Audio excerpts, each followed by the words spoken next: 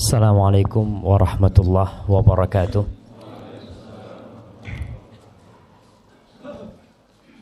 Alhamdulillah alladzi waffaqana li ta'atihi wa arsyadana ila sabili rusydih. Segala puji bagi Allah Jalla Jalaluh yang telah memberikan taufik kepada kita untuk taat kepada Allah, untuk patuh kepada Sang Pencipta. Kita bisa datang ke masjid ini, mendatangi kajian, itu karena kebaikan Allah kepada kita. Kadangkala ada manusia yang merasa sudah berbuat baik kepada Allah. Ya, siap. Kayaknya dimiringin gitu. Ini buat gimana? Yang ini suara dalam. Masya Allah. Iya. Sampai mana kita jemaah? Terkadang ada manusia di antara kita nih yang merasa udah berbuat baik. Padahal kebaikan yang dia lakukan tuh bisa dia lakukan karena Allah Jalla Jalaluh. Kita bisa sholat karena Allah memberikan taufik kepada kita bisa sholat. Kita bisa datang ke rumah Allah ini karena Allah memberikan petunjuk kepada kita. Ini hari Sabtu mungkin sebagian sibuk kerja, tapi kita milih datang ke tempat ini. Itu karena kebaikan Allah kepada kita. Maka tidak yang pantas untuk dipuja dan dipuji melainkan hanya Allah semata. Bahkan tidak sah salat seorang hamba tanpa mengatakan alhamdulillahi rabbil alamin.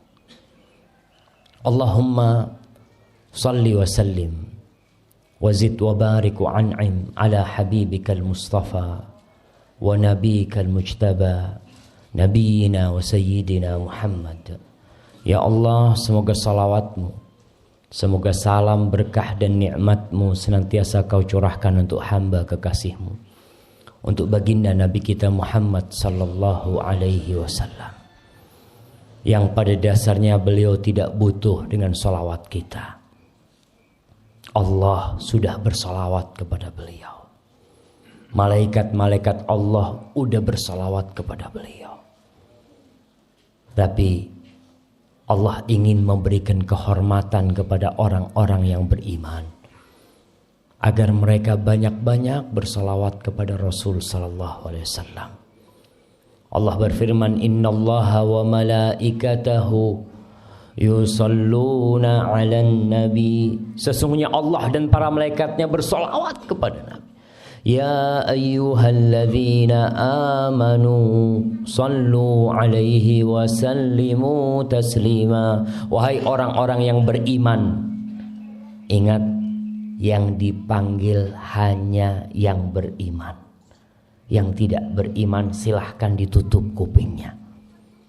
Karena ini panggilan khusus.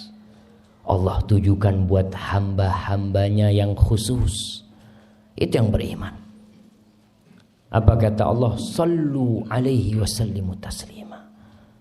Kalian bersalawat dan bersalamlah kepada Rasul sallallahu alaihi wasallam. Kita seringkali membaca di Al-Quran, ya ayyuhalladzina amanu. Coba saya mau tanya, berapa kali Allah sebutkan ya ayyuhalladzina amanu di Al-Quranul Karim? Saya mau kasih hadiah nih, mumpung ada hadiahnya di sini jamaah. Jamaah, kita ini ngaji hatam ya, tapi terkadang ngelewat tuh ya ayyuhalladzina. Kalau lewat ya ayyuhalladzina amanu, kata Ibnu Mas'ud radhiyallahu taala anhu, idza sami'ta ya ayyuhalladzina amanu fa'riha sam'ak. Kalau kau mendengar ya ayyuhalladzina amanu, rungokno. Kata seperti itu. Dengarkan. Fa imma khairun tu'mar bihi. Setelah ya ayyuhalladzina amanu itu ada satu dari dua hal. Kebaikan yang engkau dikasih tahu sama Allah agar kau mengamalkannya, atau ancaman dan keburukan yang Allah ingin memperingatkanmu supaya kau nggak kena sama bahaya itu. Maka sekali lagi kalau kita baca Quran pas lewat ya ayyuhalladzina amanu berhenti. cari terjemahan. Nih Allah panggil aku nih. Aku nih beriman. Aku yakin bahwasanya Allah panggil aku. Cari buku terjemahan. Kalau nggak punya terjemahan, berangkat ke ustadz, berangkat ke masjid Al-Mina. Datang ustadz nih, kok Allah panggil aku di sini, ya ayyuhalladzina amanu qu anfusakum wa ahlikum nara. Apa artinya ustadz? Ternyata wahai orang-orang yang beriman, jagalah dirimu dan keluargamu dari api neraka. Kita tahu selama ini orang tua sibuk menyelamatkan anaknya dari kelaparan. Orang tuanya sibuk menyelamatkan anaknya dari hujan, dari panas. Tapi jarang di antara kita yang menyelamatkan anaknya dari api neraka. Ya ayyuhalladzina amanu. Coba berapa kali Allah sebutkan di Al-Quran. Jadi kalau kita ngaji itu tadarus atau pas Ramadan, kadang kala orang pada hatamin, pas lewat ya ayyuhalladzina amanu kasih tanda. Ya ayyuhalladzina amanu, halaman sekian. Terus nanti kita cari tahu. Kembali kepada salawat untuk Rasul sallallahu alaihi wasallam. Nabi alaihi salatu wasallam beliau pernah sujud syukur. Sujud syukur. Ditanya Rasul SAW, kenapa kau sujud syukur? Kata dia, atani Jibril. Jibril tadi datang kepada aku. Dia memberikan kabar gembira. Anna man shalla alayya salatan sallallahu alaihi biha ashra. Barang siapa yang bersolat satu kali ini buat aku, kata Nabi alaihi salatu wassalam, maka Allah akan bersolawat 10 kali buat dia. Nabi sujud syukur karena ternyata Allah memberikan keutamaan yang besar bagi umatnya yang bersolawat kepada Rasulullah SAW. Maka mulai saat ini, ya berusaha waktu-waktu kita isi solawat buat Nabi alaihi salatu wassalam. Masuk rumah, keluar rumah, ibu-ibu sambil nyapu rumahnya, Allahumma sholli wa sallim ala Muhammad, ya terus sambil goreng isi dengan salawat. Ada seorang wanita di Jogja, wanita tua. Dia itu kalau sore berangkat ke musola dekat rumahnya. Di musola, depan musola itu ada pohon mangga atau pohon apa, daunnya banyak yang jatuh. Tiap sore dia itu dipilih daunnya itu, dikumpulin pakai tongkat, ada pakunya tuh, kumpulin. Remaja masjid itu bingung sama ibu tua ini. Ibu ini kok repot-repot, lalu pakai sapu wis mari. Tapi satu-satu dia kumpulin. Besok sorenya sama anak-anak muda tuh disapu semuanya. Ibu tua tuh datang ke masjid. Sudah bersih. Nangis ibu itu.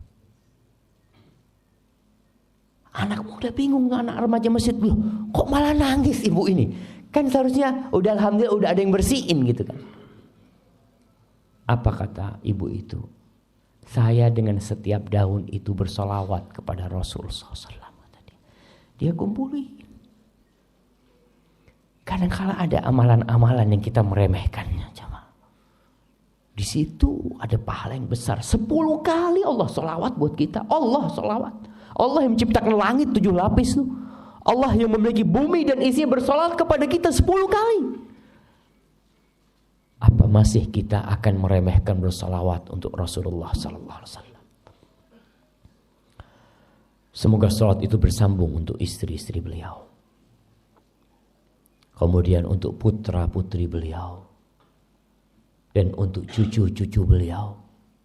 Dan untuk seluruh sahabat Nabi yang terutama, untuk Abu Bakar As-Siddiq, untuk Umar bin Khattab, untuk Uthman bin Affan, dan untuk Ali bin Abi Talib radhiyallahu ta'ala an ashabin Nabi ajma'in.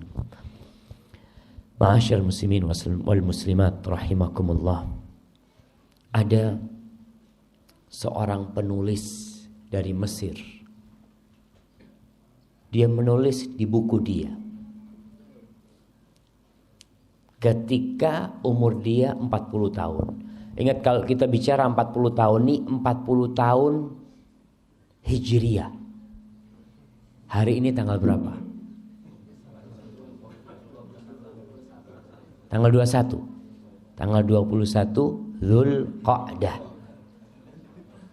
Dzulqa'dah itu katanya orang Jawa bulan kecepit. Hah?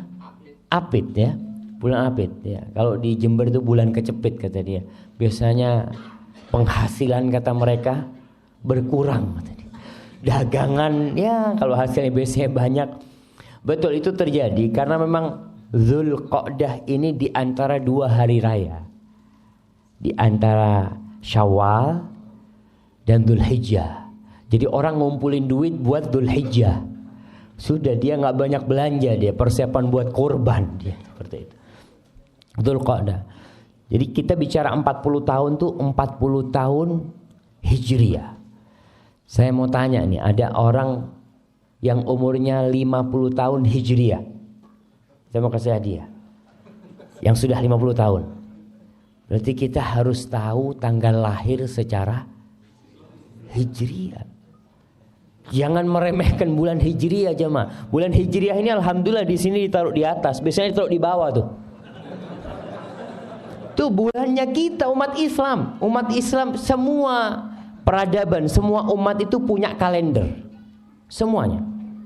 Dan itu bebas karena semua umat umpamanya orang-orang Romawi, orang-orang Masehi punya penanggalan yang di bawah Masehi. Masehi itu artinya Kristus. Karena memang terhitung dengan lahirnya Nabi Isa alaihi salam yang diklaim oleh mereka sebagai anak Tuhan. Itu bermulanya dengan tanggalan Masehi. Orang Cina punya kalender sendiri. Apa kalendernya orang Cina? Hari rayanya orang Cina apa namanya? Imlek. Mereka punya seperti itu. Kemudian orang Yunani punya sendiri. Orang Jawa punya. Kalau orang Jawa biasanya ada Pahing, Wage, Pon, Kliwon, itu penanggalan Jawa. Islam punya penanggalan sendiri. Dan kita orang Islam pun harus bangga dengan penanggalannya. Maka kembali saya tanya, siapa yang hafal tanggal lahirnya Hijriah? Insyaallah. Tanggal berapa lahir? Masya Allah. 1399. Kapan mulai tahu itu, Mas?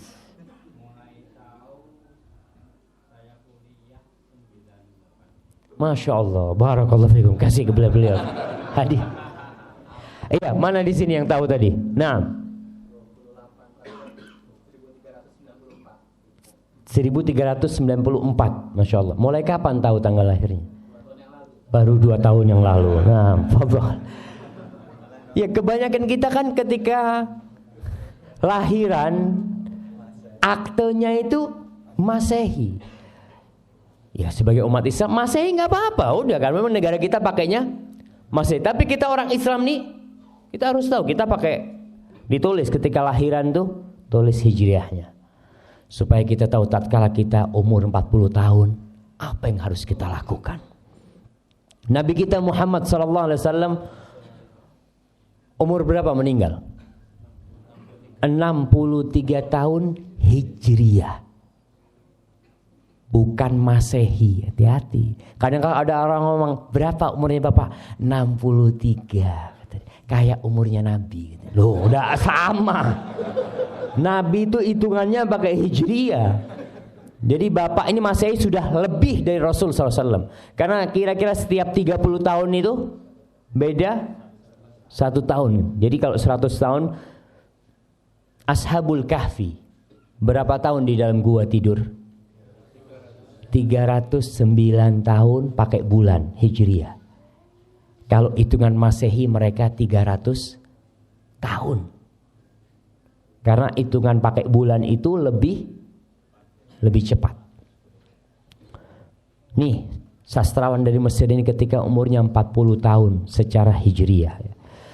Dia mengatakan, laqad balagtu qimmatal haram thumma inni bada'tu al-an fi an-nuzul wa la adri hal sa'anzilu bihudu'in am tata'atharu bi at-tariq fa asqut ila as-sabah ila ma'waya al-akhir ila al-qabr. Kata dia, aku sudah sampai puncaknya piramid.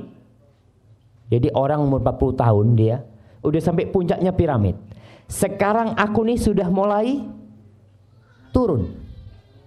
Jadi orang kalau sampai puncaknya nggak mungkin naik lagi. Orang sampai puncaknya gunung Sampai situ dia akan turun. Kata dia, aku nggak tahu perjalanan turunku ini akan nyaman atau perjalanan turunku itu akan cepat dan aku masuk ke dalam kuburan. Karena ada orang yang 40 tahun, 41 mati. Nggak nunggu tadi disebutkan 60 tahun.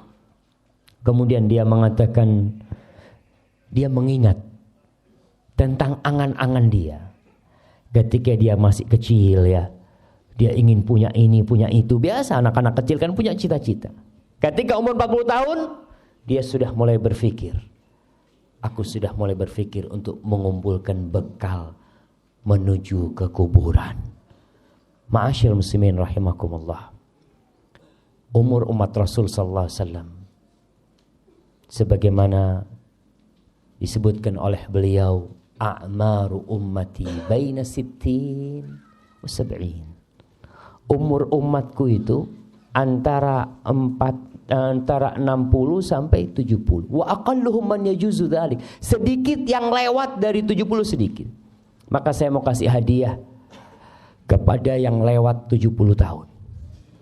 Masya Allah. Masya Allah kayaknya. Bapak, ini hadiah buat bapak Pak ya. Masya Allah. Fadl kasihkan ke bapak itu. Masya Allah. Berapa? 92 tahun. Tinggal satu jemaah. Wa aqalluhum. Kata Rasulullah SAW, sedikit yang lewat 70 tahun itu sedikit. Alhamdulillah. Kita dibuktikan oleh Allah Subhanahu wa taala ada salah seorang di antara kita yang umurnya lebih dari 70 tahun. Itu nikmat dari Allah Subhanahu wa taala. Karena kata beliau alaihi salatu wassalam, khairun nasi man tala umruhu wa hasuna amaluhu. Sebaik-baiknya manusia adalah yang panjang umurnya dan baik amalannya. Wa syarrun nas man tala umruhu wa sa'a amaluhu. Seburuk-buruknya manusia adalah yang panjang umurnya, buruk amalannya. Kita ini kalau ada orang banyak berbuat dosa, banyak membuat keributan di warga paga sini, apa yang kita lakukan? Kita akan ya Allah, muka-muka cepat mati wong iku ya. Betul. Karena memang orang buruk sekali dia. Bertambah umur dia, bertambah keributan di kampung ini. Tapi ketika dia mati, selesai. Ma'asyiral muslimin rahimakumullah. Sebagian ulama membagi kehidupan manusia itu jadi 3 bagian. 20, 20, 20. 20 itu masa muda. Tambah 20 sampai umur 40 tahun tuh masa kematangan. Matang tuh, kalau buah itu udah matang tuh.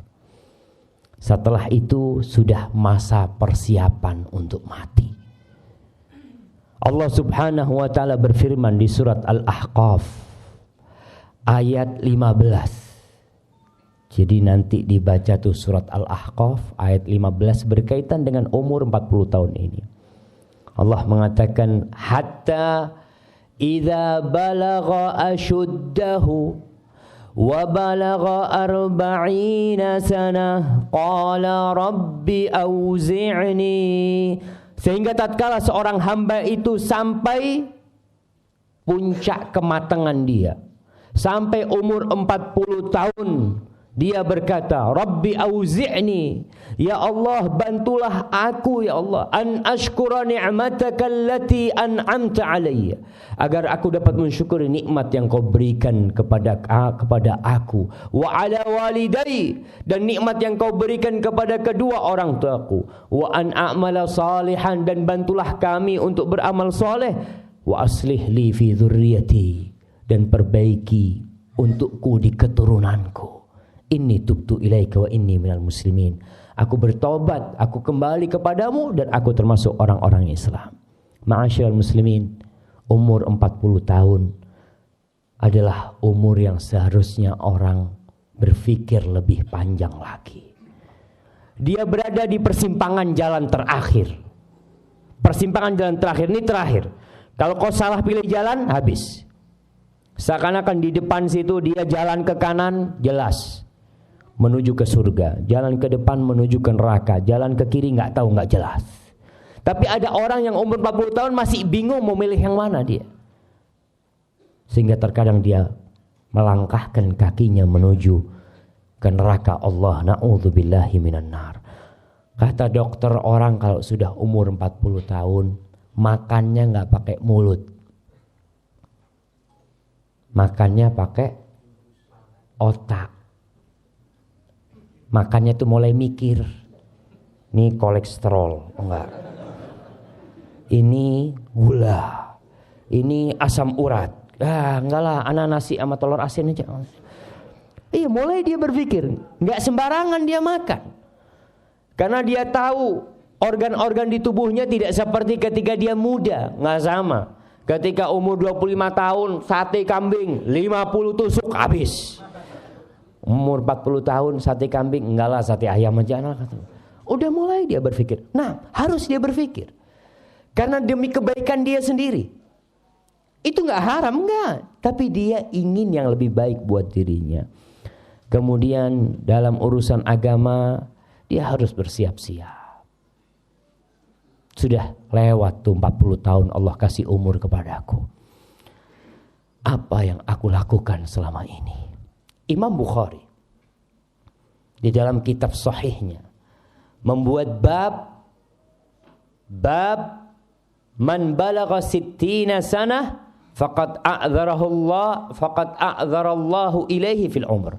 Bab berkaitan dengan orang yang umurnya 60 tahun tuh Allah telah memberikan uzur kepada dia, memberikan alasan kalau dia enggak bertobat untuk diazab kelaknya.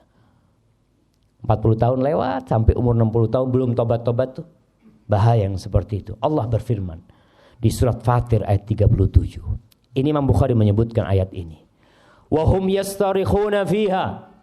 Orang-orang yang berada di dalam api neraka itu menjerit, berteriak. Rabbana akhrijna, ya Allah keluarkan kami dari api neraka ini untuk apa? Na'mal salihan ghairal ladzi kunna na'mal. Agar kami bisa beramal soleh tidak seperti amalan yang dulu pernah kami amalkan. Lalu dikatakan kepada orang-orang yang masuk neraka nih, yang diazab di sana, awalam nu'ammirkum ma yatadzakkaru fihi man tadzakkara ja'akumun nadhir. Bukankah kami sudah memberikan umur kepada kalian? Udah ditambah waktunya, udah ditambah kesempatannya, peluangnya. Para jamaah, modal kita dalam hidup ini bukan uang, umur. Kalau masalah uang, orang punya uang 1 triliun, umurnya habis, selesai. Uangnya selesai, ditinggal sama dia. Allah katakan, bukankah kami telah memberikan umur kepada kalian? Tapi sayangnya tidak ingat kecuali orang yang memiliki hati dan mengingat Allah SWT. Wa ja'akumun nadhir, dan telah datang kepada kalian peringatan. Apa peringatan itu? Disebutkan oleh Abu Hurairah radhiyallahu taala an, bahwasanya Ibnu Abbas mentafsirkan an-nadhir, peringatan itu adalah asy-syaib, uban. Antum punya uban? Kalau bercermin ya Allah, udah tua saya. Itu peringatan. Kenapa Rasul sallallahu alaihi wasallam melarang menyemir uban dengan warna hitam? Boleh mau dirubah ubannya dengan warna merah, coklat, hijau, kuning ya. Boleh, tapi enggak boleh dengan warna hitam. Supaya kau itu ingat wis tuwek. Orang kalau semir hitam merasa muda gitu. Tapi ketika dia ngelihat putih, dia berasa jamaah. Ana sendiri ketika nyisir jenggot kelihatan, ya Allah, udah ada ubannya, subhanallah. Supaya sadar kalau kau itu sudah hampir waktunya. Itu peringatan dari Allah Subhanahu wa taala. Ma'asyiral muslimin rahimakumullah. Hushaim Ibnu Abdul Bar menceritakan, ada salah seorang ulama yang menyemir rambutnya dengan hitam, jenggotnya dengan hitam. Lalu didatengin sama salah seorang. Orang ini tanya, ini alim ulama nih yang nyemir dengan warna hitam. Hushaim bin dikatakan kepada dia, Ustaz, ana mau bertanya tentang tafsir firman Allah. Wa ja'akumun nadhir, telah datang kepada kalian peringatan. Apa makna peringatan itu? Kata Hushaim, qad qila lahu innahu syayb. Ada riwayat yang mengatakan yang dimaksud dengan peringatan adalah uban. Lalu penanya itu bertanya lagi kepada gurunya ini, bagaimana pendapatmu, wahai guruku, apabila orang didatengin oleh peringatan itu, kemudian dia semir dengan hitam? Maksudnya gurunya. Dia ini mau negur gurunya. Bagaimana wahai guruku, orang yang kedatangan peringatan itu kemudian dia menyemir peringatan itu dengan warna hitam. Lalu Hushaim ingat dan meninggalkan semir dengan warna hitam. Kadangkala kita ini nggak kepingin tua jamaah. Takut dengan ketuaan itu. Nggak bisa. Tua tuh pasti datang. Mau kembali muda. Laita syabab ya'udu yauman. Nggak bakal balik tuh yang namanya masa muda. Ma'asyiral muslimin rahimakumullah. Al-Hajjaj Ibn Abdullah Al-Hakami, salah seorang penguasa Bani Umayyah di Damaskus, di Suriah ya. Semoga Allah memberikan kekuatan kepada saudara-saudara kita kaum muslimin yang ada di Suriah di sana dan menurunkan pertolongan mereka. Kata Hajjaj bin Abdullah Al-Hakami mengatakan, taraktul ma'asi wadh-dhunub 40 sanatan hayaan minan nas. Aku meninggalkan dosa dan kemaksiatan selama 40 tahun karena malu sama orang. Malu sama orang aku meninggalkan kemaksiatan itu. Thumma taraktuha hayaan minallah tabaraka wa ta'ala. Kemudian setelah 40 tahun aku meninggalkan dosa karena malu sama Allah subhanahu wa ta'ala. Bayangkan Allah kasih umur sama engkau, Allah kasih rizki sama engkau, terus Allah kasih kau tetap berbuat dosa. 40 tahun Allah kasih kesempatan kepada engkau berbuat dosa. Masa kau gak kembali kepada Allah subhanahu wa ta'ala? Ma'asyiral muslimin rahimakumullah, kalau kita melihat ya ucapan-ucapan ulama-ulama salaf, peringatan-peringatan yang mereka berikan kepada yang umurnya 40 tahun. An-Nakhi berkata, kana yuqali sahibil arba'in ihtafid binafsik. Dikatakan kepada orang yang umurnya 40 tahun dulu, inti jaga-jaga diri ya. Inti jaga-jaga diri. Ada orang naik motor kena serangan jantung, plak, mati. Ada orang yang mati di tempat kemaksiatan. Kita sering mendengar cerita orang-orang yang minum oplosan itu. 5 orang mati sekaligus. 7 orang mati sekaligus. Rata-rata ya gitu. Orang-orang yang lupa dengan Allah subhanahu wa ta'ala. Ma'asyiral muslimin rahimakumullah. Apa amalan yang perlu dipersiapkan kalau sudah umur 40 tahun? Itu poin yang akan kita bicarakan. Yang belum umur 40 tahun, ya siap-siap mempersiapkan diri. Karena ala bisa karena biasa. Allah subhanahu wa ta'ala berfirman, wa wassaynal insana biwalidayhi ihsana hamalathu ummuhu kurhan wa wada'athu kurhan wa hamluhu wa fisaluhu 30 syahra hatta idza balagha ashuddahu wa balagha 40 sana. Allah menceritakan, kami telah mewasiatkan kepada manusia agar berbuat baik kepada kedua orang tuanya.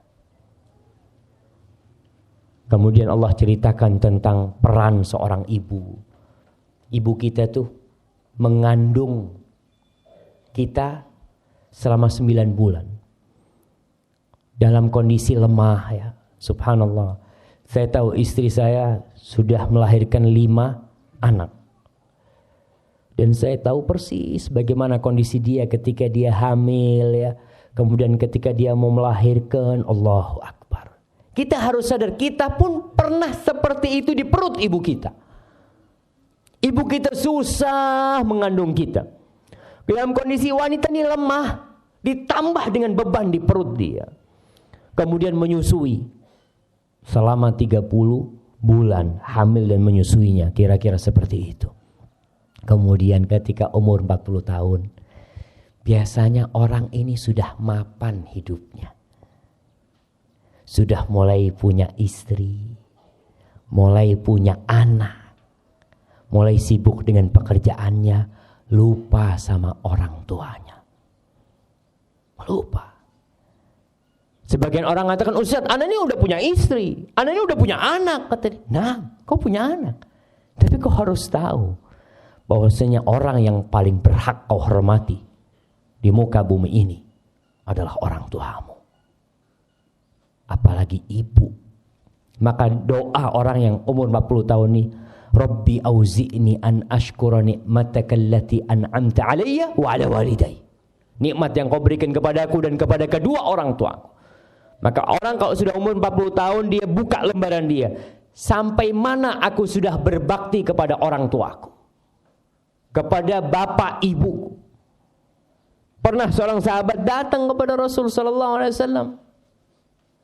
Dia mengatakan, ya Rasulullah, man haqqun nas bihusni sahabati. Siapakah manusia yang paling berhak mendapatkan penghormatan dari aku, kebaktianku? Apa kata Rasulullah SAW? Ummuk, ibumu. Lalu tanya lagi sahabat, thumma man? Setelah ibu siapa? Rasulullah SAW? Thumma ummuk, kemudian ibumu lagi. Tanya lagi sahabat, thumma man? Kemudian siapa wahai Rasul sallallahu alaihi wasallam? Thumma ummuk, kemudian ibumu. Tanya lagi yang keempat, thumma abuk, baru setelah itu bapakmu. Istri di mana? Di bawah bapak. Apalagi anak-anak. Kalau ada 100 orang yang harus kita hormatin di muka bumi ini, yang pertama ibu, yang kedua ibu, yang ketiga ibu, jamaah. Sekali lagi, orang kalau sudah umur 40 tahun banyak sibuk sama keluarganya. Jarang berkunjung ke tempat orang tuanya. Telepon jarang, punya rezeki lupa sama orang tuanya.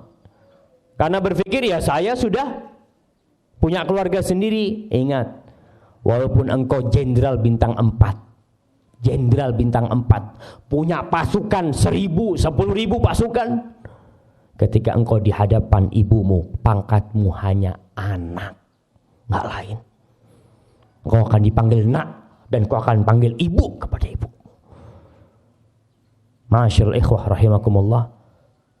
Maka coba kita lihat, apakah kalau kita punya rezeki kita sudah hadiahkan kepada orang tua kita? Kita beli mobil, kita beli ini, beli itu, beliin istri kita, beliin anak-anak kita, tapi kita lupa tidak membelikan orang tua kita. Anak-anak minta beli sesuatu, kita antar, istri kita antar. Ketika ibu, nak ibu kepingin ini nak, oh ya bu, masih belum ada duit. Masyaallah ikhwah. Maka orang yang dekat sama orang tuanya, umpamanya di Pagani, ada orang-orang yang Masya Allah tinggal satu komplek sama orang tuanya, ketemu sama orang tuanya seminggu sekali. Kata dia, ya Ustaz, anak sibuk Ustaz, anak punya pekerjaan. Nah, ibumu sibuk 9 bulan kau dikandung oleh ibumu dalam kondisi dia harus masak, dia harus ngepel, dia harus nyapu, dia harus mempersiapkan rumah demi engkau. Apakah kau sekarang mengatakan sibuk dengan pekerjaanmu, lupa sama orang tuamu, sama bapakmu? Pernah seorang sahabat nih, udah tua renta, dia datang kepada Rasulullah SAW, mengatakan, ya Rasulullah, ada anak muda yang datang. Anak muda datang kepada Nabi mengatakan, ya Rasulullah, inna abi akhadha mali. Wahai Rasulullah sallallahu alaihi wasallam, bapakku ngambil hartaku. Bapaknya ngambil harta anaknya. Akhirnya kata Rasulullah SAW, panggil bapakmu.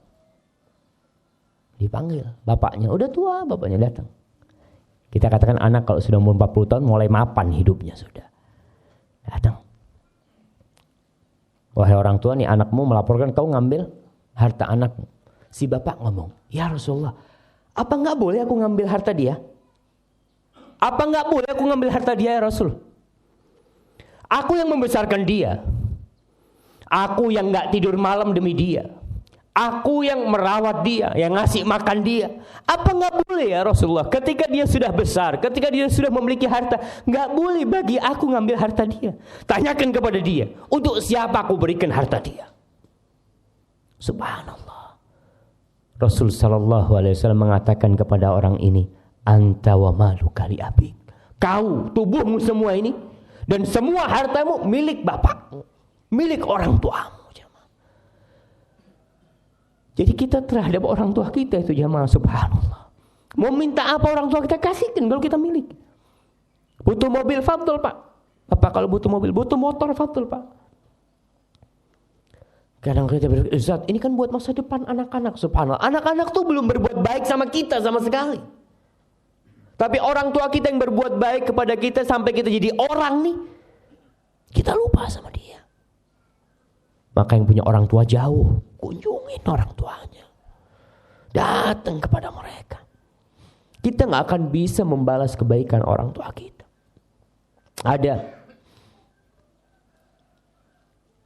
seorang tabi'in yang menggendong ibunya dari Yaman. Sebagian mengatakan menggendong ibunya dari Khurasan untuk haji.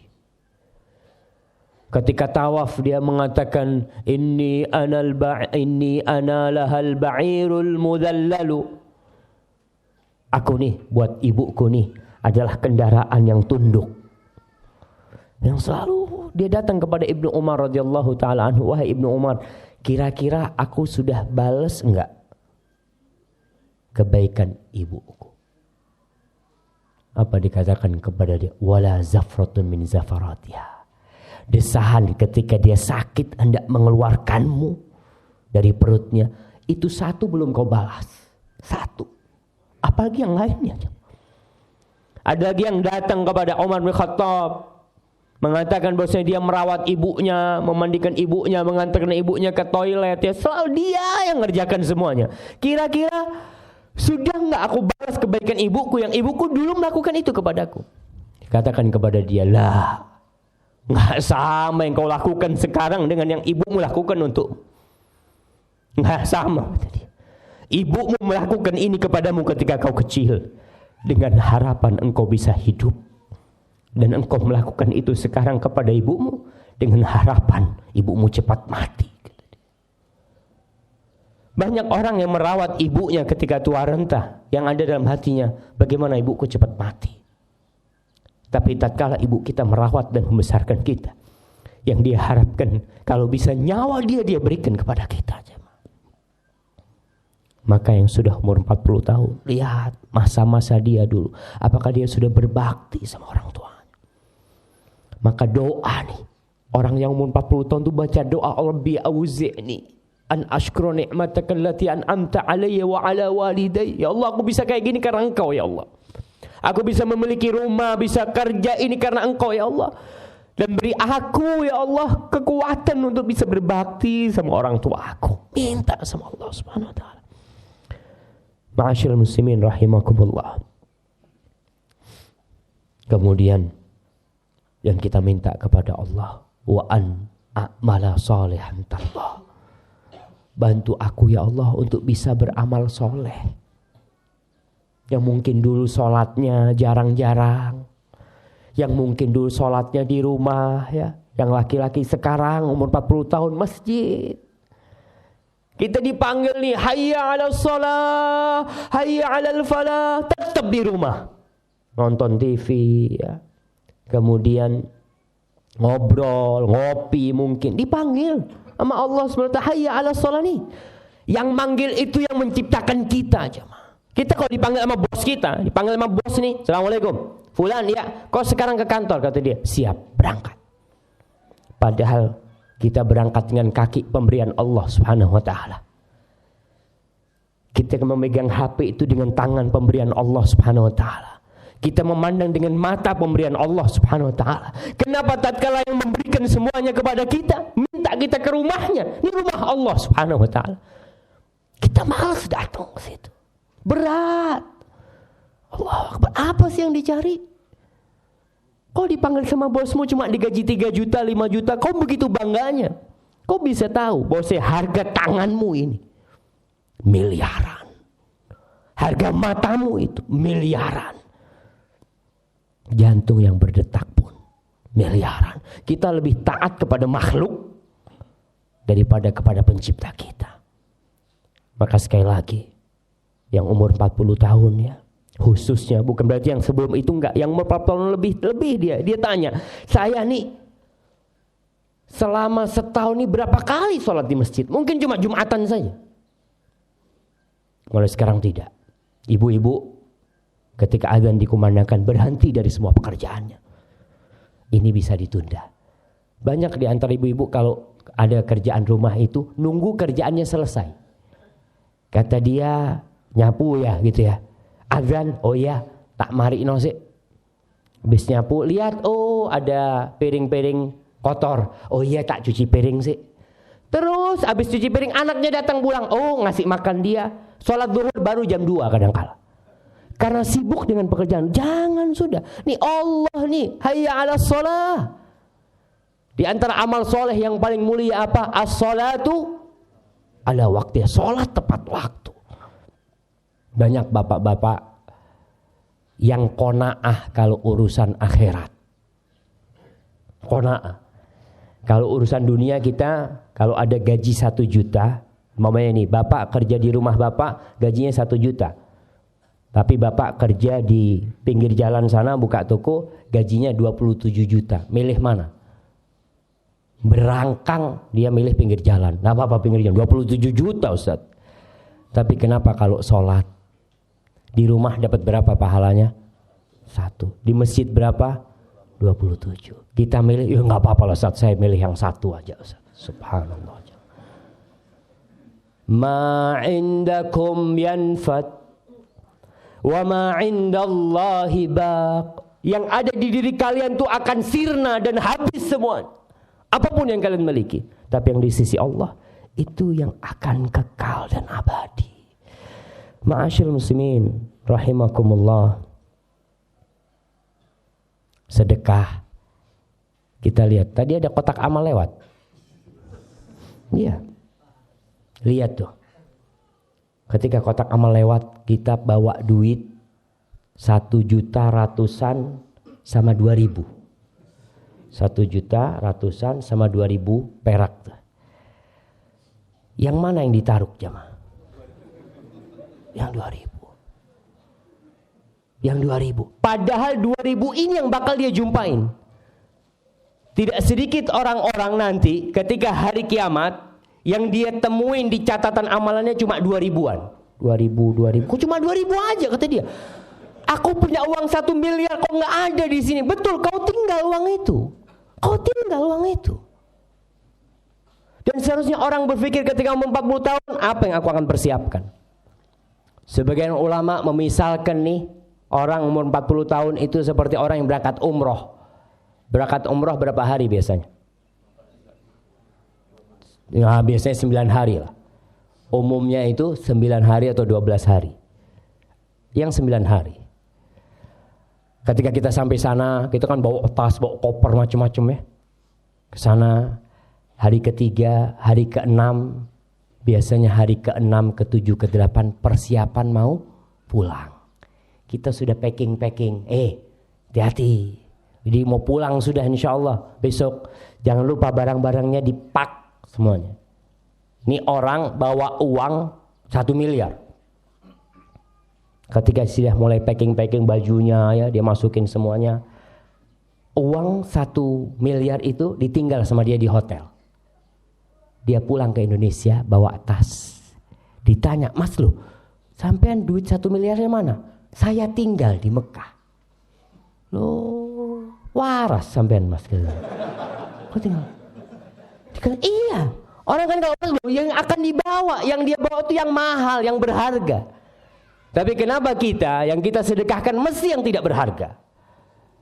Itu yang akan kita temui di catatan amal kebajikan kita.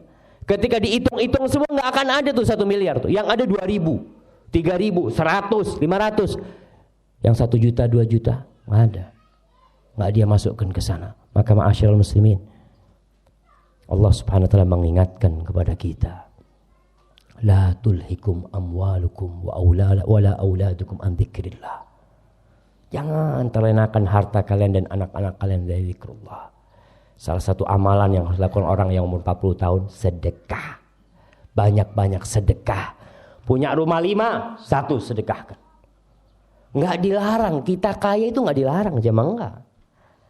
Kita mau punya rumah 5, punya rumah 7, punya perusahaan 3, punya mobil 10. Nggak dilarang untuk kaya itu. Tapi ingat, yang kau mau bawa itu yang mana? Allah Subhanahu wa taala mengatakan alhaakumut takatsur hatta zurtumul maqabir. Kalian disibukkan dengan banyak-banyakan harta itu sampai mati akhirnya. Enggak ada yang dibawa sama kalian. Rasul sallallahu alaihi wasallam mengatakan yadba'ul mayyit thalath. Ada 3 yang akan mengantarkan kita ke kuburan. 3. Kalau orang mati itu 3 akan ikut ke kuburan. Yang pertama, maluhu wa ahluhu wa amaluhu. Mal, harta dia. Harta itu akan ikut ke kuburan. Kalau orang kaya biasanya yang ngantarkan ke kuburan banyak apa sedikit? Banyak. Kalau orang terkenal, artis yang ngantarkan ke kuburan banyak apa sedikit? Banyak. Ahlu, keluarganya ikut semua ke kuburan. Dan bersama amalnya juga ikut ke kuburan. Yarji'ul ithnan wa yabqa wahid. Harta dan keluarganya akan pulang mah, semuanya pulang, sampai anak yang mencintai orang tuanya. Kalau kita punya anak berbakti sama kita, ketika kita mati kita akan dimasukkan ke kuburan, diinjak-injak di kuburan, ditinggal sama anak kita, ditinggal. Nggak akan ada anak yang mau menemani orang tuanya di kuburan. Terus bersama siapa kita? Cuma bersama amal kita. Rumah yang kita bangunkan besar nggak kita bawa, mobil mewah yang kita beli, sawah-sawah yang berhektar-hektar kita miliki, nggak ada yang dibawa. Maka kita kalau sudah umur 40 tahun minta wa an a'mala sholihan, ya Allah bantu aku agar aku bisa beramal soleh, ya Allah. Yang nggak pernah sholat sunnah, tambah sholat sunnahnya. Karena mungkin dulu sebelum 40 tahun banyak sholat-sholat kita yang kurang benar. Yang pertama dihisab pada hari kiamat apa? Sholat. Kalau sholatnya benar, semua amalnya benar. Kalau sholatnya kurang, akan disempurnakan dengan sholat-sholat sunnah. Waktunya kita mau perbanyak sholat sunnah. Kemudian puasa sunnah. Mungkin dulu kita pernah nggak puasa, kita pernah badung dulu, pernah nggak benar ya dengan puasa itu. Wa aslih li fi dzurriyyati. Kemudian kita berdoa nih orang yang umur 40 tahun, ya Allah perbaiki aku di anak keturunanku. Karena terus terang anak itu juga termasuk penyambung amal kita. Bapak-bapak kepingin punya anak berapa? Yang banyak kalau punya anak. Karena kalau semakin banyak peluang untuk didoakan sama anak kita semakin besar. Anaknya 1 preman, 1 jadi preman anaknya ente. Apa akan mendoakan orang tuanya? Kok orang tuanya? Dirinya sendiri tidak pernah dia doakan. Maka bagaimana kalau punya anak 10? Masya Allah. Orang-orang dulu itu jemaah nggak ada yang takut punya anak banyak. Kalau saya lihat keluarga ibu saya 7, keluarga bapak 9, keluarga fulan banyak anaknya, nggak takut dengan masalah rezeki.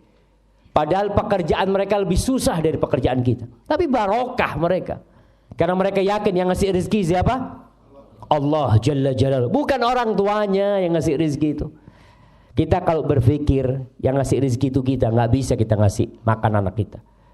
Orang baru nikah gajinya 1 juta, ada yang 700 gajinya.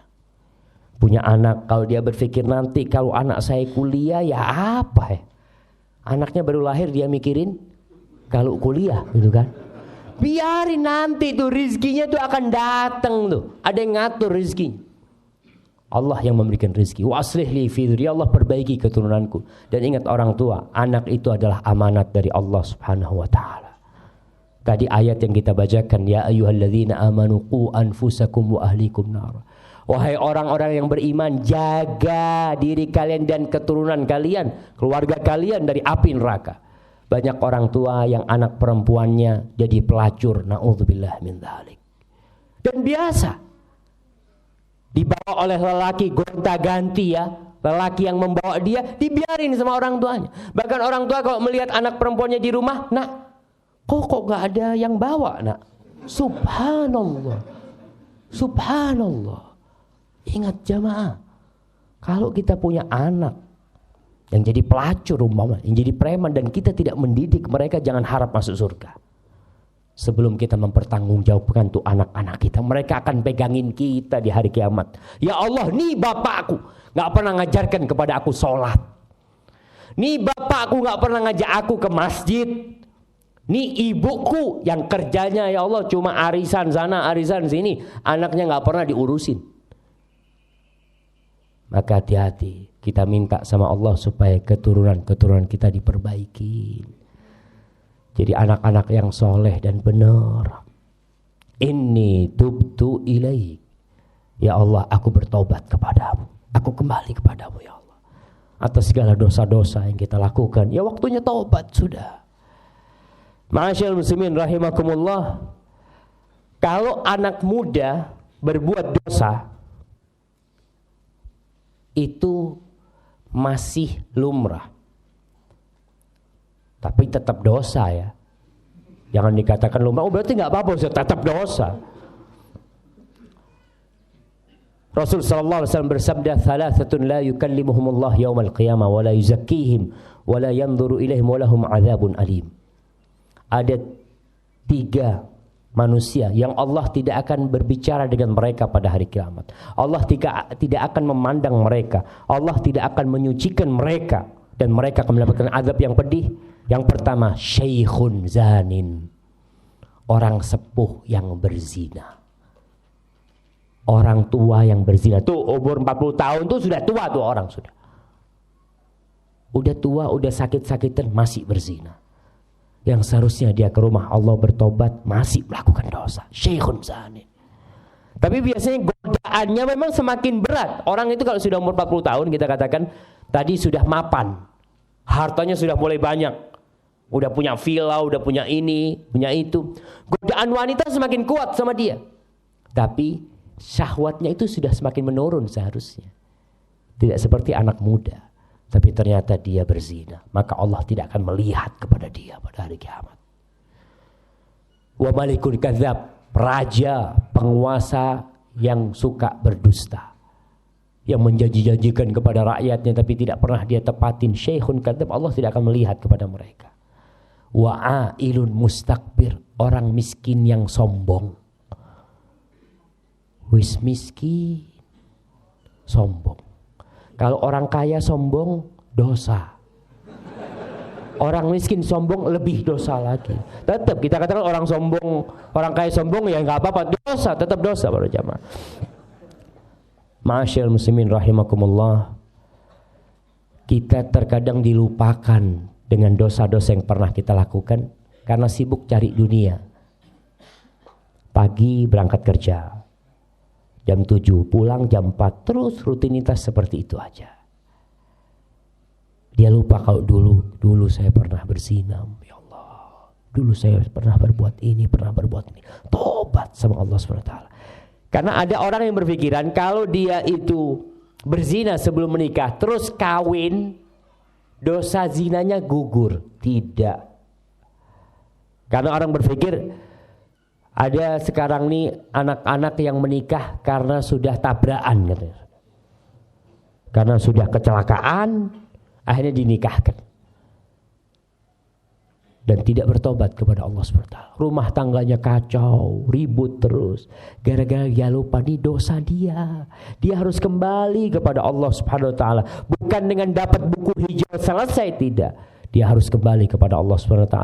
Dan Allah akan menerima tobat yang orang-orang yang bertobat. Maka kita harus ingat lagi. Ma'asyiral muslimin rahimakumullah. Yang terakhir di doa ini, seorang yang sudah umur 40 tahun mengatakan, wa inni minal muslimin. Aku termasuk orang-orang Islam. Orang-orang yang berserah diri kepada Allah Subhanahu wa taala. Karena memang pesan Allah, wala tamutunna illa wa antum muslimun. Jangan mati kau kecuali dalam kondisi muslim. Ma'asyiral ikhwah rahimakumullah. Kita lihat orang-orang yang umurnya 40 tahun. bangun villa. Kalau di daerah Purworejo di mana villanya misalnya, jemaah? Hah? Nggak ada. Oke lah, orang-orang Jakarta. Umur 40 tahun, 50 tahun, sukses bangun villa. Bangun villa di Bandung. Bangun villa di Bogor. Udah bangun villa, selesai nih. Villanya 2 hari mati. Dia belum pernah menempatin villa itu. Kena serangan jantung, kena apa. Seorang syekh cerita, ada seorang laki yang kaya raya, dia membangun rumah apartemen, disebutkan miliaran yang dia keluarkan untuk membangun rumah itu. Setelah selesai, kena serangan jantung. Dikunjungin sama sohibnya ketika sudah mau mati nih, kata dia. Maka dikatakan, gimana menurut ente nih istri ana nih? Kalau ana mati, kawin lagi dia. Rumah ini dinikmatin sama dia dan suami dia. Betul. Antum bisa bayangin. Kadangkala kita menumpuk dunia bukan untuk diri kita, yang menikmatin orang lain. Disebutkan ada seorang juga yang membangun villanya. Villanya itu dikasih marmernya dari batu yang dari Brazil itu apa namanya? Onik. Sekarang kan musim batu akik nih ya. Antum kadang-kala orang punya koleksi akik, 100 akik di lemarinya. Ada yang dia bawa mati. Satu pun gak ada yang dia bawa. Bahkan akan dilepas sama anaknya. Kalau bapaknya mati pakai akik, akan dibiarin sama anaknya. Oh, cok pak, eman-eman pak. Pak mati wis kono. Ibunya ketika mati dengan kalung emasnya dan gelang-gelang emasnya, cincin emasnya, apa anaknya tega membiarkan emas? Bukan tega sama ibunya ya. Tega sama emasnya itu dibawa mati ibunya. Nggak akan tega dia. Ya salah siapa? Ibu tidak mensedekahkan. Kalau ibu sedekahkan, ibu akan bawa ke kuburan. Tapi sekarang itu hak kita. Iya, hak ahli waris. Dilepas. Nih, yang Syekh cerita ada seorang membangun villa. Kemudian lantainya itu pakai batu onik. Dikatakan sampai 2,5 tahun dia menghiasi villanya itu. Kurang beberapa hari, udah selesai nih, dia mau datang ke villa itu, mati jamaah. Dan itu realita yang tidak bisa dipungkirin. Apa kita tetap akan menjadi budak-budak dunia? Kunu min abna'il akhirah. Jadilah kalian dari anak-anak akhirat. Karena dunia ini akan hancur lebur. Yang kita bawa tuh hanya yang kita sedekahkan dan amal soleh kita. Rasul SAW pernah bertanya kepada para sahabatnya, ayyukum malu warithihi ahabbu ilaihi min malih. Siapa di antara kalian yang harta ahli warisnya lebih dia cintai daripada harta dia? Kata para sahabat, nggak ada Rasul.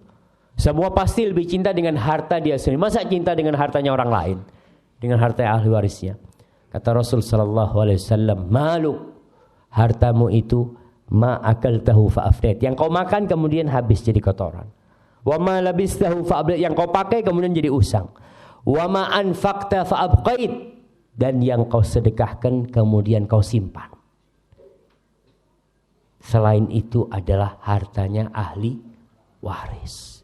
Rumah walaupun sertifikat atas nama kita, perusahaan milik kita, semua sandal yang kita pakai, semua yang milik kita itu akan kita tinggal kecuali yang kita sedekahkan.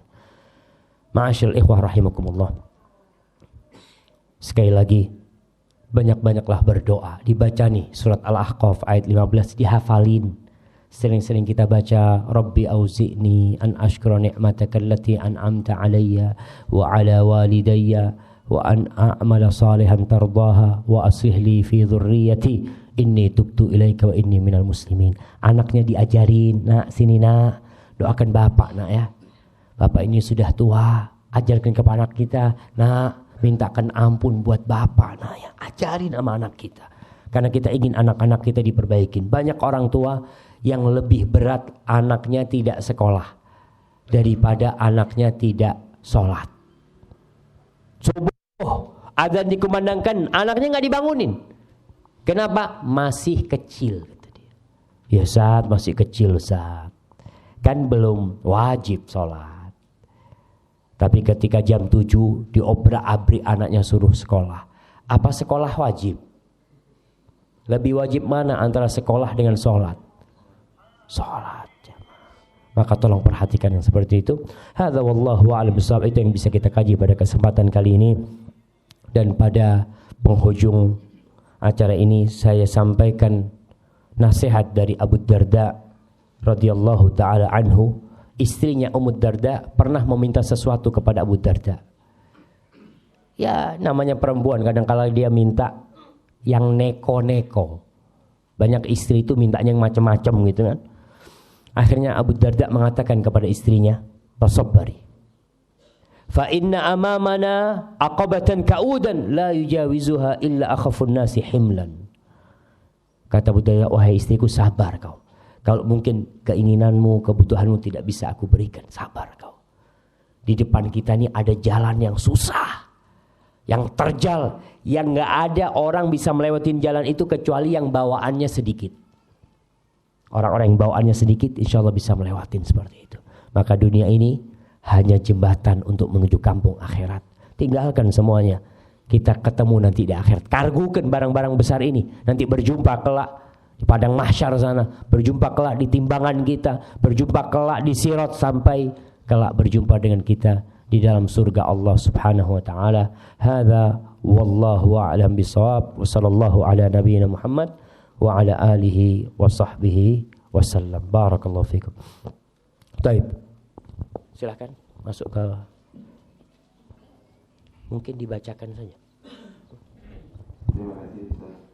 Alhamdulillah sudah kita ikuti pencerahan dari Ustaz Syafid.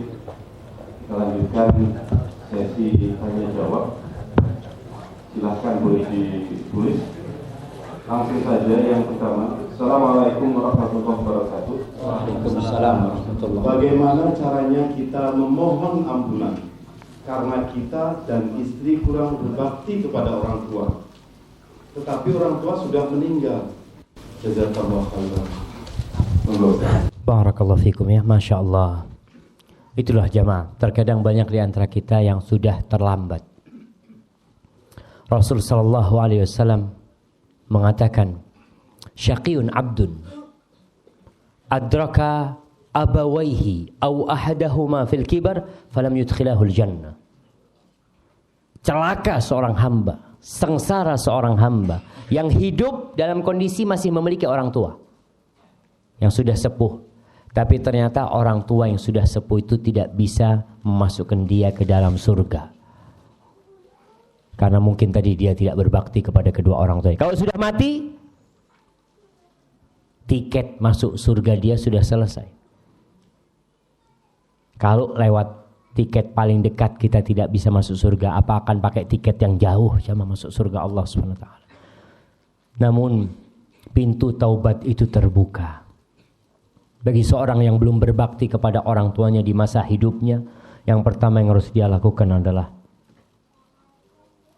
istighfar untuk keduanya. Rabbighfirli wa liwalidayya warhamhuma kama rabbayani shaghira. Yang kedua yang bisa dia lakukan adalah bersedekah untuk kedua orang tuanya.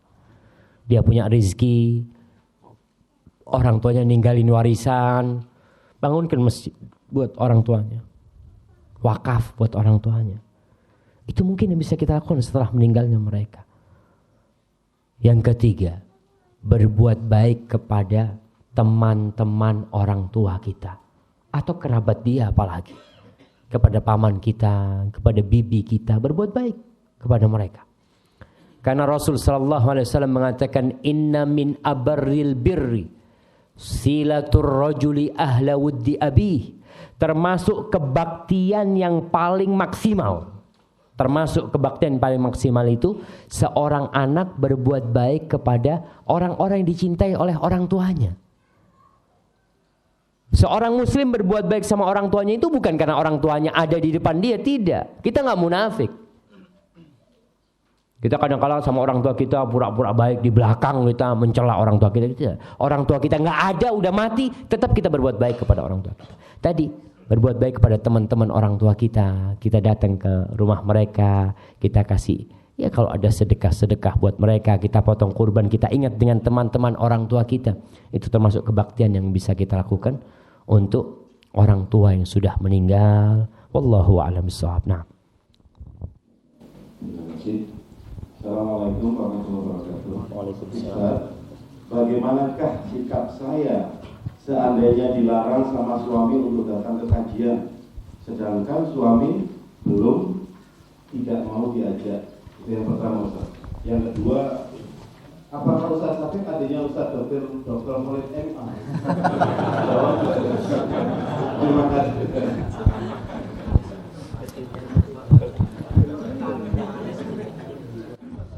Iya, bismillah.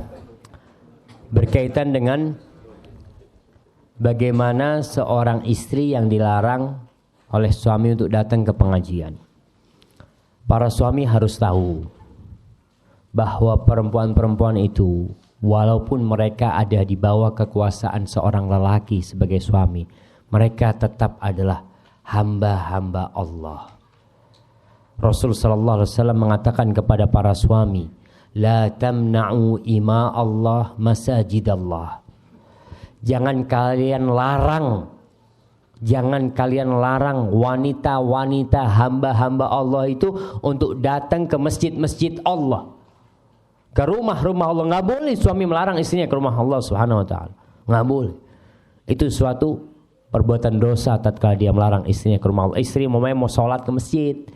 Memang wanita lebih baik sholat di mana? Di rumah. Tapi kalau istrinya mau ke masjid, boleh suami melarang? Nggak boleh. Mengatakan, bang, aku kepingin sholat subuh di masjid. Apa yang bisa dia lakukan? Ya tafadhali. Itu hakmu untuk ke rumah Allah. Tapi tetap harus izin kepada suami. Karena jangan sampai suami pulang, istrinya hilang gitu kan. Mana istriku, nggak ada. Padahal istrinya ada di masjid. Bagaimana posisi istri yang dilarang datang kajian? Ya berusaha untuk mengambil hati suaminya, ya. Jangan sampai pengajian itu kan dalam artian nggak harus di masjid. Bisa jadi kita dapat kajian lewat radio, lewat apa, ya, lewat TV, atau kita bisa baca buku. Tapi tetap kalau untuk keluar rumah izin sama semua suaminya. Doakan suaminya mudah-mudahan terbuka pintu hatinya sehingga mengizinkan dia untuk datang ke rumah Allah SWT. Ma'asyiral muslimin wal muslimat rahimakumullah, kita hidup ini penuh ujian semuanya. Ada bapak yang diuji sama anaknya, ada anak yang diuji sama bapaknya, ada suami yang diuji sama istrinya, ada istri yang diuji sama suaminya. Kita lihat para nabi umpamanya, Nabi Nuh alaihissalam, siapa ujian beliau? Istrinya. Nabi Ibrahim alaihissalam, siapa ujian beliau? Bapaknya. Nabi Nuh juga alaihissalam, siapa ujian dia? Anaknya Nabi Nuh. Nabi Lut seperti itu. Jadi itu hidupnya ujian. Maka perlu kesabaran kita menghadapi hal itu. Kalau dikatakan apakah anak saudaranya Ustadz Khalid, adiknya, nah, saya adiknya Dr. Khalid Basalamah, walaupun tidak dilahirkan dari satu rahim. Nah, karena innamal mu'minuna ikhwah. Jadi memang marga Basalam ini termasuk marga yang datang dari Yaman, dari Hadramut sana. Mereka banyak di Indonesia. Ya salah satunya Dr. Khalid Basalamah termasuk yang turun di mana? Di Makassar sana. Adapun kakek saya waktu pertama datang ke Indonesia ini turunnya di Padang dulu. Dari Padang ke Jakarta. Seperti itu mungkin. Wallahu a'lam bishawab. Ini ada yang mau konsultasi. Bismillahirrahmanirrahim. Assalamualaikum warahmatullahi wabarakatuh. Kepada Ustaz Dr. Syafiq Binza Hasan Basalamah yang saya hormati, izinkan saya bertanya beberapa hal. Ada 3 hal. Yang pertama, apakah boleh wanita Arab atau wanita Arab turunan di Indonesia dipinang oleh pria non-Arab yang tidak berkeluarga tapi satu akidah, yaitu Ahlus Sunnah wal Jamaah? Nah, Masya Allah. Yang kedua, satu-satu aja, satu. Kecuali berkaitan.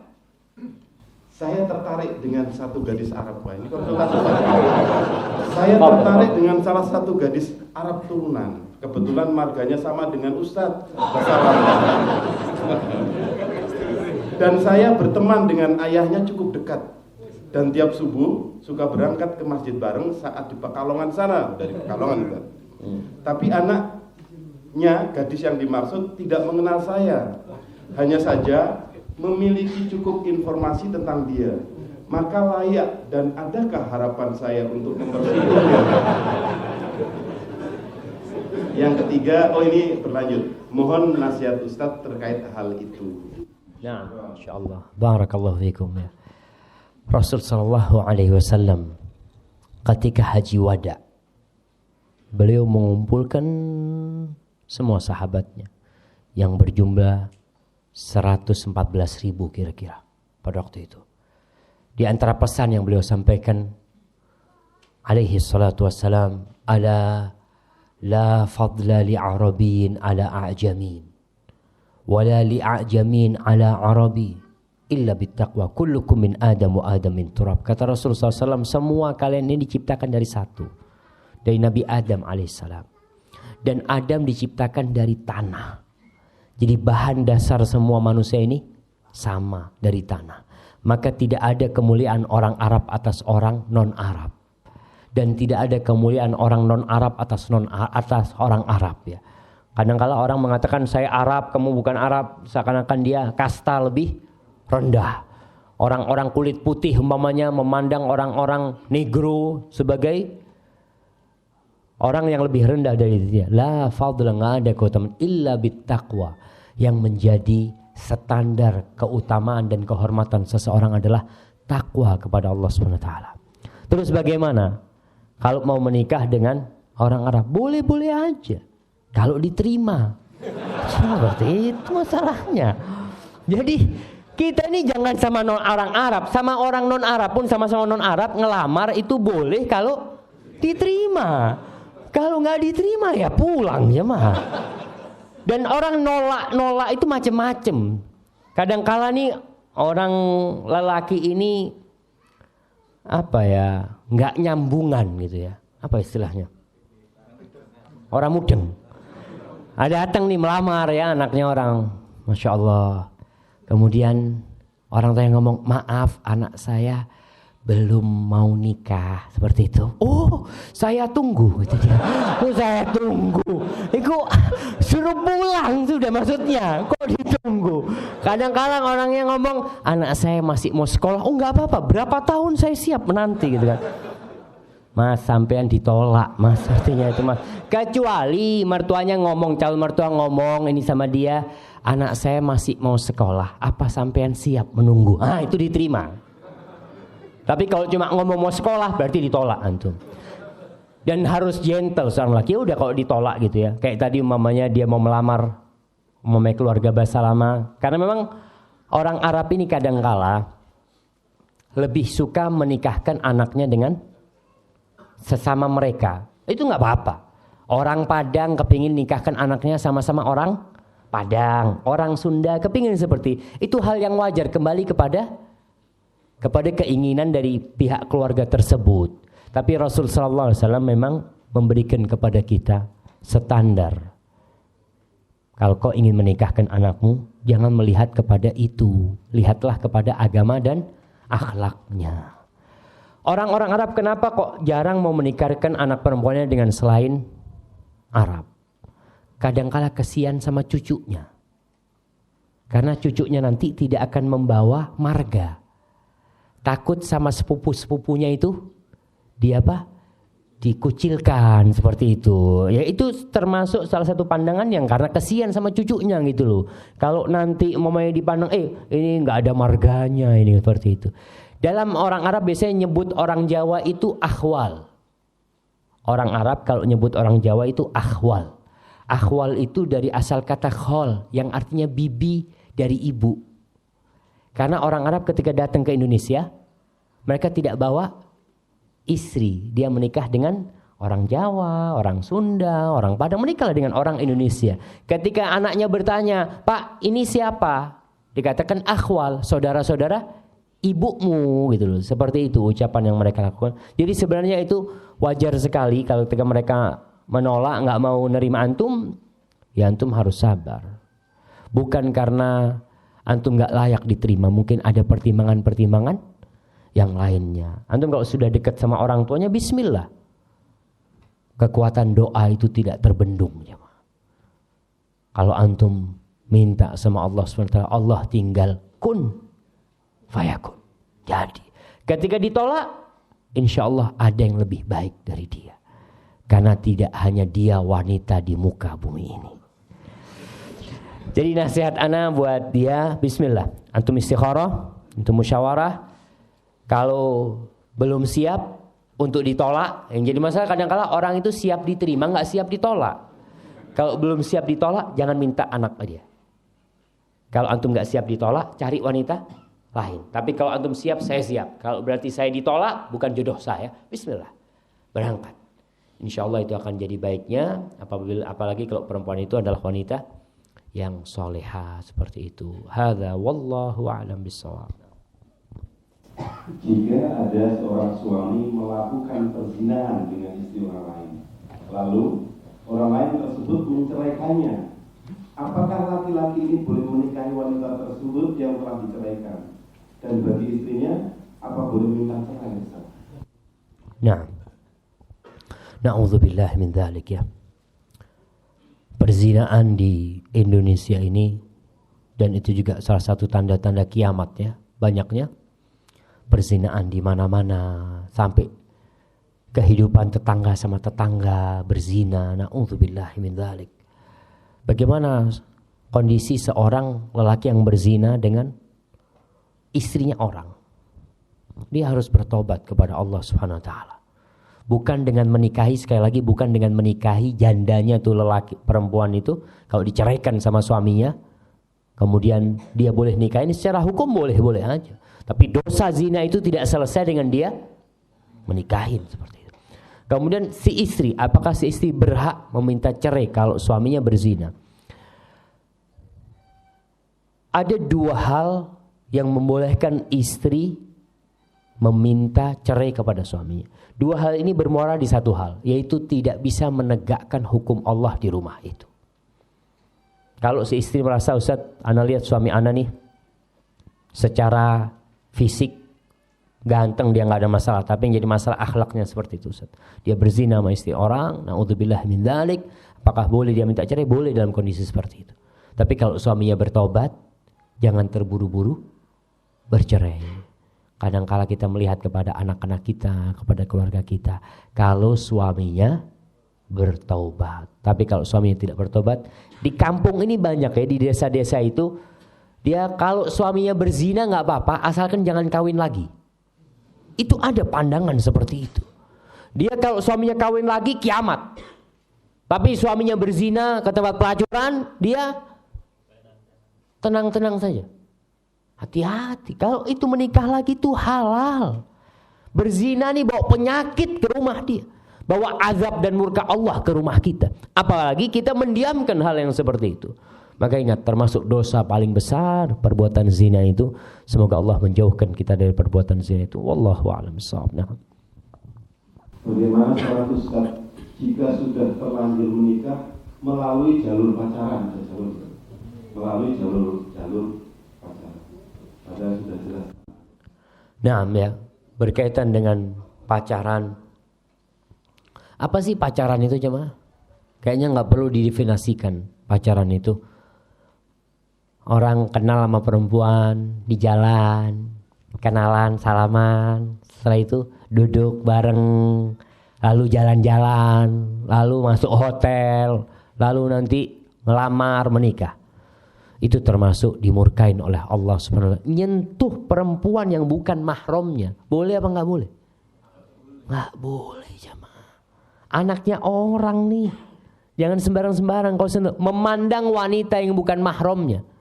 Apa kata Allah Subhanahu wa taala? Wa qul lil mu'minin yaghuddu min absarihim. Katakan kepada orang-orang yang beriman, hendaklah dia menundukkan pandangan mereka. Rasul sallallahu alaihi wasallam itu ketika berbaiat dengan wanita-wanita, beliau tidak membaiat dengan tangan beliau. Kalau lelaki-laki itu datang masuk Islam, berjanji sama Nabi, salaman Nabi sama mereka. Karena lelaki, tapi kalau perempuan, Nabi enggak. Sekarang di Indonesia ini salaman, cipika, na'udzubillah min dzalik, acara di televisi, tidak tahu saya kapan pernah melihat acara itu. ada ketemu fans, artis laki ketemu sama fan perempuan. Itu fan perempuannya dipegang, dipeluk. Na'udzubillah, muslim. Kalau kafir fadol nggak apa-apa. Kau tuh orang Islam, kau harus tahu hukum sebagai seorang muslim. Kau tuh hamba Allah, budaknya Allah kau itu. Maka kalau tadi sudah kadung pacaran dan kemudian menikah, banyak-banyak istighfar atas dosa yang pernah dia lakukan. Dan orang tua harus carikan menantu yang baik, ya. Harus carikan suami yang baik buat anaknya supaya anaknya hidup berbahagia kelaknya. Hadza wallahu a'lam bissawab. Nah. Mana yang harus didahulukan, Ustaz? Ukhuwah Islamiyah, ukhuwah wataniyah, ukhuwah basyariyah? Masya Allah. Jadi memang kalau kita melihat ukhuwah ini ada macam-macam. Yang pertama tadi disebutkan ada ukhuwah insaniyah, sama-sama manusia. Ya memanglah kita sama-sama manusia. Kemudian ukhuwah qaumiyah, mungkin sekarang disebut wataniyah. Saudara satu qabilah, satu suku, satu negara. Dan ada ukhuwah Islamiyah. Mana yang harus didahulukan? Ingat bahwa semua persaudaraan yang tidak dibangun di atas ketakwaan kepada Allah Subhanahu wa taala itu akan sirna dan musnah nantinya. Kita satu kerabat, satu nasab, satu darah. Tapi kalau tidak dibangun persaudaraan kita di atas iman kepada Allah Subhanahu wa taala, maka tidak akan ada artinya. Ukhuwah Islamiyah itu yang pertama. Tapi kita hidup umumnya seperti di Indonesia. Kita di Indonesia ada orang kafir, tetangga kita non muslim, ya kita punya kewajiban menghormati dia. Rasul sallallahu alaihi wasallam ketika hidup di kota Madinah, beliau berdampingan dengan orang-orang Yahudi dan Rasul menghargai mereka. Selama mereka tidak berbuat kejahatan, Nabi membiarkan mereka. Dan itu perintah dari Allah Subhanahu wa taala. Agar kita berbuat baik. Innallaha ya'muru bil adli wal ihsan. Berbuat baik kepada semuanya. Kepada binatang pun kita berbuat baik kepada mereka. Tapi tidak sampai melampaui batas-batas. Karena kalau toleransi di negeri kita ini melampaui batas. Contohnya urusan agama. Natalan umpamanya. Natal. Boleh nggak kita mengucapkan Natal kepada tetangga kita yang non muslim? Kita bantu dia, kita bangunin rumah dia, dia sakit kita bawa ke dokter, kita punya rezeki kita bagi, itu boleh, itu urusan sosial. Tapi urusan agama, lakum dinukum waliyadin, ini urusan ibadah. Ini sudah dia merayakan hari kelahiran Tuhan. Ketika kita datang mengatakan itu berarti kita ikut melestarikan hal itu. Tidak. Jadi kalau nanti mungkin kita punya, kadang-kadang banyak pertanyaan, Ustaz, bos ana nih non muslim Ustaz, kata dia. Dia kalau lebaran mengucapkan selamat hari raya. Kalau Natalan gimana Ustaz? Kalau saya nggak mengucapkan nggak enak. Ya ucapkan sama dia, datang ke tempat dia. Bos, lakum dinukum waliyadin, bos. Nah, supaya tahu memang lakum dinukum waliyadin. Berarti bosnya oh ya, terima kasih gitu kan bosnya. Ya supaya tahu kita muslim. Kita ini dididik untuk tauhid, untuk la ilaha illallah. Nggak ada Tuhan tiga, nggak ada Tuhan tiga. Tuhan itu satu. Kita baca qul huwallahu ahad, qul ya ayyuhal kafirun. Kita dididik untuk tauhid. Kok pas Natalan kita mengucapkan selamat Natal, selamat atas kelahiran Tuhanmu. Kita mengucapkan selamat. Ya enggak lah, jamaah. Kalau lebaran sekedar lebaran Idul Fitri, tidak ada hubungan mungkin dengan urusan ketuhanan, tapi ini Natalan berurusan dengan tauhid. Hati-hati yang seperti itu. Hadza wallahu a'lam bissawab. Nah. Assalamualaikum. Ustaz mau tanya, bagaimana mengatasi seorang istri yang selalu cemburu, Ustaz? Insyaallah. Ini kayak mewakili semua itu. Masya Allah, Masya Allah. Cemburu itu berlandaskan cinta. Jadi kalau seorang istri cemburu kepada suaminya, itu wajar, asalkan tidak berlebihan. Kalau cemburu sudah berlebihan jadi setan yang ada was-was. Suaminya pulang agak malam, oh kayaknya wis kawin meneng mah. Seperti itu. Apa? Jangan husnudzon sama suaminya, ibu-ibu. Kemudian bagaimana sikap suami? Suami ketika mendapati istrinya pencemburu, dia hargai kecemburuan istrinya, diarahkan kepada yang lebih baik. Jadi masalah kadang-kala istri ini cemburu sama keluarga suami. Cemburu sama adiknya suami, cemburu sama ibunya suami, itu lebih berat lagi. Itu bukan cemburu, yang ada itu namanya hasud, iri dengki. Ketika suami ngasih kepada ibunya, apa kata istri? Kok enak ibu dikasih terus? Allahu Akbar. Tuh ibu, suami itu yang melahirkan suamimu. Suamimu bisa kayak gini gara-gara ibunya. Jadi bapak ketika menghadapi kecemburuan suaminya, ya dijelaskan. Harus dibuka. Kemudian ibu-ibu juga dikasih nasihat. Tidak suka mencurigai suaminya. HP suaminya dibukain ya. Suaminya lagi masuk kamar mandi diambil. Dompet suaminya dibuka. Mungkin ada apa macam-macam. Itu termasuk perbuatan yang tidak hak ya. Karena hal itu akan membuat rumah tangga jadi kacau akhirnya nantinya. Tapi kalau memang sudah ada bukti, umpamanya suaminya berbuat yang tidak benar, dinasehati, ngobrol sama suaminya dengan cara yang baik. Dan kalau mau ngasih nasihat suami ibu-ibu, jangan menggurui. Karena suami-suami di sini nggak suka diguruin. Iya, lelaki itu egois tuh. Jangan kalau suaminya punya salah, baru datang kerja, Mas, sini Mas, duduk sini. Ada yang ingin saya sampaikan. Nggak seperti itu kalau mau ngomong sama suami ya. Udah bikinin teh macem-macem, ambil dipijetin ya. Mas boleh saya ngomong mas? Dengar tuh suaminya tuh. Iya ada apa dik? Baru kasih nasihat. Insya Allah dengar seperti itu. Hadza wallahu a'lam bishawab. Ini kayaknya sudah waktunya nih. Terakhir. Nah. Ada beberapa pertanyaan yang memang agak sama ya saya. Ya. Ini kayaknya agak. Assalamualaikum Ustaz. Waalaikumsalam. Tanya, adakah tuntunan untuk sholat sunnah tasbih? Bolehkah kita melaksanakannya? Mohon penjelasan. Nah, berkaitan dengan sholat sunnah tasbih. Ada beberapa hadis yang diriwayatkan dari beberapa sahabat tentang sholat sunnah tasbih. Sebagian ulama mensahihkan hadisnya. Di antara yang mensahihkan umpamanya Syekh Albani rahimahullahu ta'ala, sehingga sholat sunnah tasbih bisa diamalkan berdasarkan hadis itu. Tapi sebagian ulama memandang hadisnya itu lemah, karena tidak ada riwayat dari Rasul SAW beliau mengamalkannya. Dalam kondisi seperti ini, maka saya melihat kita harus berlapang dada. Ketika ada yang mengatakan saya mau sholat sunnah tasbih Ustaz, ya monggo, tafadhol. Karena memang hadisnya disahihkan oleh para ulama. Tapi umpamanya saya beranggapan hadisnya itu lemah Ustaz, karena ulama-ulama menjelaskan hadisnya itu lemah. Ya silahkan, jangan dilaksanakan ketika menghadapi seperti itu. Karena memang kondisinya hadisnya itu berada di tengah. Bisa jadi sahih, bisa jadi dhaif, bisa jadi hasan, bisa jadi dhaif. Dan kita yang ingin mengamalkan fadhol, cuma pengamalannya sholat sunnah tasbih itu tidak harus berjamaah.